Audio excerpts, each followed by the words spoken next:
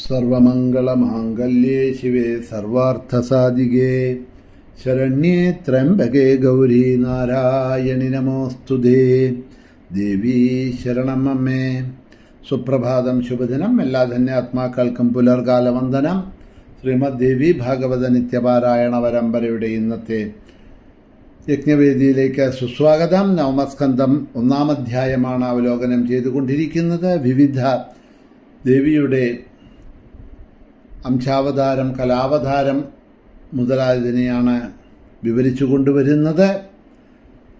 അങ്ങനെ വിവരിച്ചു വരുന്ന സമയത്താണ് മൂലപ്രകൃതി സംഭൂതകളായിട്ടുള്ള സ്ത്രീകൾ ഉത്തമം, മധ്യമം, അധമം എന്നീ 3 വിഭാഗത്തിൽ പെടുന്നുണ്ട്. സുശീലകളും പതിവ്രതകളും സത്വാംശത്തിൽ ജനിച്ച ഉത്തമ വിഭാഗത്തിൽപ്പെട്ട സ്ത്രീകളാണ്.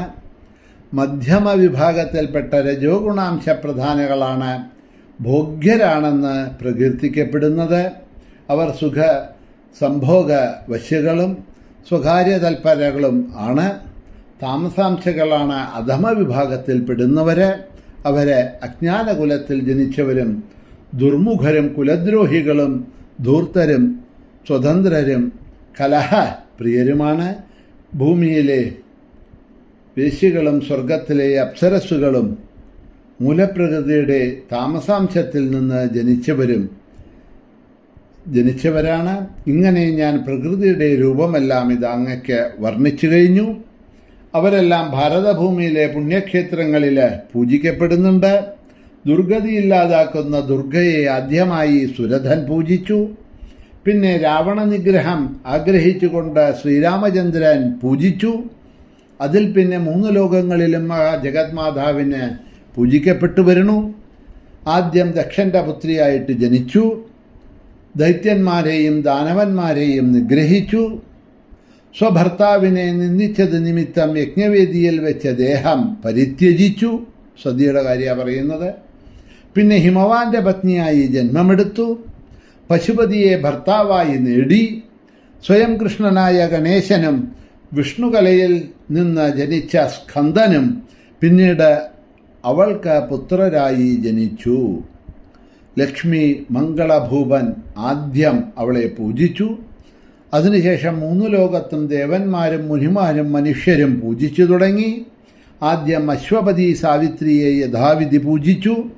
പിന്നീട് 3 ലോകത്തും ദേവന്മാരും മുനിമാരും മനുഷ്യരും സാവിത്രി ദേവിയെ പൂജിക്കാൻ തുടങ്ങി. ആദ്യം ബ്രഹ്മദേവനാണ് സരസ്വതിയെ പൂജിച്ചത്. പിന്നീട് 3 ലോകത്തിലുള്ള മുനിമാരും ദേവന്മാരും മനുഷ്യരും സരസ്വതിയെ പൂജിക്കാൻ തുടങ്ങി. ഗോലോകത്തിലെ രാസമണ്ഡലത്തിൽ വെച്ചാണ് രാധാദേവിയെ ആദ്യം പൂജിച്ചത്. പരമാത്മാവായ ശ്രീകൃഷ്ണനാണ് കാർത്തിക മാസത്തിലെ പൗർണമിയിൽ ഗോപികമാരും ഗോപന്മാരും ബാലികമാരും ബാലന്മാരും ഗോവൃന്ദവും കാമധേനുവും ഹരിയുടെ കൽപ്പനപ്രകാരം പിന്നീട് ആ രാധാദേവിയെ പൂജിക്കാൻ തുടങ്ങി. അപ്പോൾ ബ്രഹ്മാദിദേവന്മാരും മുനിമാരും അത്യധികം സന്തോഷത്തോടെ പുഷ്പ ധൂപ ദീപാദികൾ കൊണ്ട് ഭക്തിപൂർവം സദാ പൂജിച്ചു, വന്ദിച്ചു രാധാറാണിയെ. ഭൂമിയിൽ സുയജ്ഞനാണ് ആദ്യം ആ ദേവിയെ പൂജിച്ചത്. പുണ്യഭൂമിയായ ഭാരതത്തിൽ വെച്ച ശങ്കരന്റെ ഉപദേശമനുസരിച്ചാണ് അദ്ദേഹം പൂജിച്ചത്. അതിനുശേഷം പരമാത്മാവിൻ്റെ ഉപദേശമനുസരിച്ച് 30 മുനിമാര് പുഷ്പ ധൂപ ദീപാദികൾ കൊണ്ട് ഭക്തിപൂർവം സദാ പൂജിച്ചു വരുന്നു. കലാംശമായി പിറന്നവരായിട്ട് ആരെല്ലാമുണ്ടോ അവരും ഭാരതത്തിൽ പൂജിക്കപ്പെടുന്നുണ്ട്. പൂജിത ഗ്രാമദേവ്യശ്ച ഗ്രാമേ ച നഗരേ മുനേയേവം തേ കഥിതം സർവം പ്രകൃതേശ്ചരിതം ശുഭം യഥാഗമം ലക്ഷണം ചക്കിം ഭൂയ ശ്രോതുമിച്ഛസി. അങ്ങനെ നാരദരെ ഗ്രാമത്തിലും നഗരത്തിലുമുള്ള ഗ്രാമദേവതകളും പൂജിക്കപ്പെടുന്നുണ്ട്. ഇങ്ങനെ മൂലപ്രകൃതിയുടെ ശുഭചരിതം ഞാൻ അങ്ങ് ചോദിച്ചതനുസരിച്ചിട്ട് പറഞ്ഞു കഴിഞ്ഞു.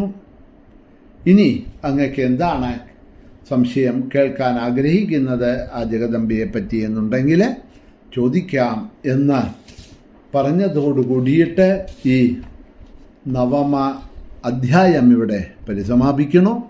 ഇനി നമ്മൾ 9ാം അധ്യായത്തിലെ നവമസ്കന്ധത്തിലെ പ്രഥമാധ്യായം ഇവിടെ പരിസമാപിക്കുന്നു. നാളെ നമുക്ക് നവമസ്കന്ധത്തിലെ ദ്വിതീയ